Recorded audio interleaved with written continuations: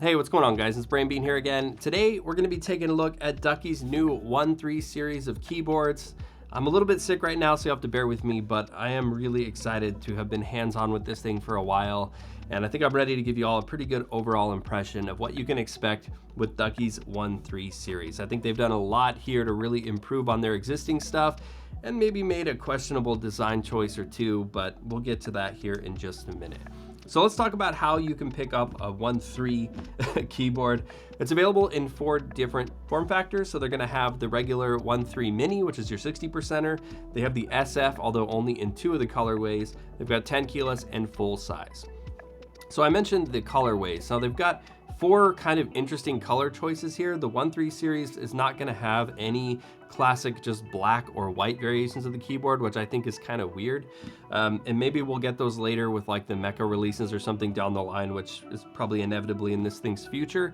But right now, they're only gonna have the Daybreak, which you see here, which is this sort of blue, lime green, and like a kind of grayish dark blue, which actually I think looks pretty awesome, but you know, not everybody is gonna like the lime green and the blue, obviously. And then they also have a yellow on yellow, which is questionable to me. Yellow is not a very popular color in my experience, and yellow on yellow, it's just like banana board all the way. So it's a little bit weird. Now, both of these versions of the keyboards are the only ones that are gonna have a 65% variant. They're also $10 more per keyboard than the Fuji or the Matcha keyboards. Now, those are a little bit more kind of pastel colory, a little more low contrast, definitely the safer looking, less aggressive versions of the 1-3. Now, those are only gonna be available again in the 60%, the 10 keyless and the full size, and they're gonna be $10 less than the Daybreak and the yellow, which is $120 for the 60%, $130 for the 65, $150 for the 10 keyless, and $160 for the full size. Now, when we get into what comes with the 1-3, which is an upgrade over the 2, I do think the $10 increase in price is not bad at all for what they're cramming into this keyboard, because they really have made a lot of improvements. And really, limited colorways aside, I think Ducky really nailed it out of the park with this keyboard. So if we dive into just the aesthetic changes right away, weight on this thing is definitely noticeably a bit more than the 1-2 series. I've got my 1-2 SF on my desk over here that I've been kind of comparing the two with for a while. Overall construction also feels a bit more solid. There's less of that kind of flex that would come with the plastic variations of Ducky's keyboards. Although like previous variations of Ducky's plastic keyboards, the top casing is still kind of disjointed and a bit flexy. If you look at the chassis design, it's a lot more angular and aggressive. Also, bezels here are a little bit bigger than what we saw with the 1-2 SF. Nothing too bad or anything. And I think for the colorway and the kind of angular design that they're going for, it's not anything I would knock them on. I think it actually looks pretty cool. We've got the same USB-C cable on the back left corner, which is pretty typical of Ducky's keyboards. You've also got the kind of badged branding on the back right side, Ducky 1-3 SF here, and of course those badges change respective to which keyboard you get. I think overall aesthetically, again, if you're okay with the colorways, then I think they've got some really cool stuff here, but I think it would have been smart with the amount of customization that you can put into these boards, having some kind of neutral chassis to build off of, like a white or a black one, would have been a pretty smart choice in my opinion. And the real reason for that is the big feature of the 1-3 series is that they're hot swappable now. So they've got Kale hot swap sockets in here so that you can pop in, you know, your favorite switches, and what, you know, obviously just really elevates these keyboards now, because for me, the main reason I don't use like a Ducky 1-2 SF as my daily driver is because I just don't want to use the cherry switches. Really simple as that. So being able to put Holy Pandas or, you know, different switches that you want to use now, you know, the more typist-centric kind of enthusiast switches, really makes for a good experience with this keyboard. But, you know, being able to not have a chassis that makes for customization because you've got this banana yellow keyboard with, you know, the different keycaps you want to put on it and stuff like that, this is a little bit weird to me. One thing I want to point out though is that the white backplate scratches really easily when removing your switches, so be sure to be really careful here. I mentioned some other upgrades. We've got an EVA and silicone foam now in the keyboard to help with acoustic dampening. They've also got revamped new stabilizers on this one, which makes for a really nice typing experience when you combine all this different stuff together. I think by far and away, best typing experience of any Ducky keyboard yet to date.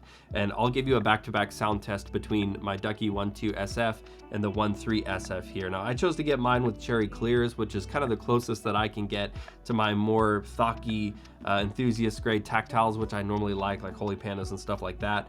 And so while these are not quite as tactile or as heavy, still give me a pretty decent basis for comparing to other stuff that I normally like to type on. And I do think that the 1.3 SF really does provide a nice experience.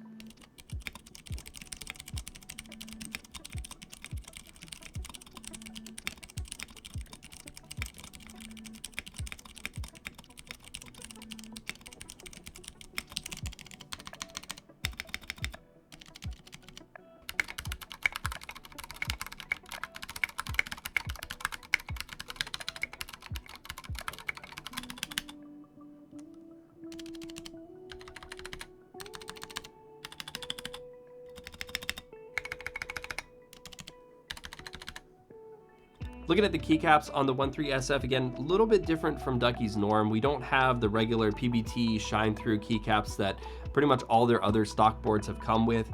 And instead, we've got double-shot PBT with non-transparent legends here. So while we still have the nice, same bright, vibrant RGB that we're used to, you don't get any shine-through on these keycaps, which, depending on your preference, may or may not be a big deal. I think they look good and they tie in well with the colorway, but again, that kind of falls into the not having a more basic variation of the keyboard and have these more stylistic ones. So of course, with the 60% and the 10 keyless, the full size, it'll be super easy to swap out keycaps on this thing, and you'll still have the bright, vibrant RGB if you go with like matrix keycaps or something else that has shine through.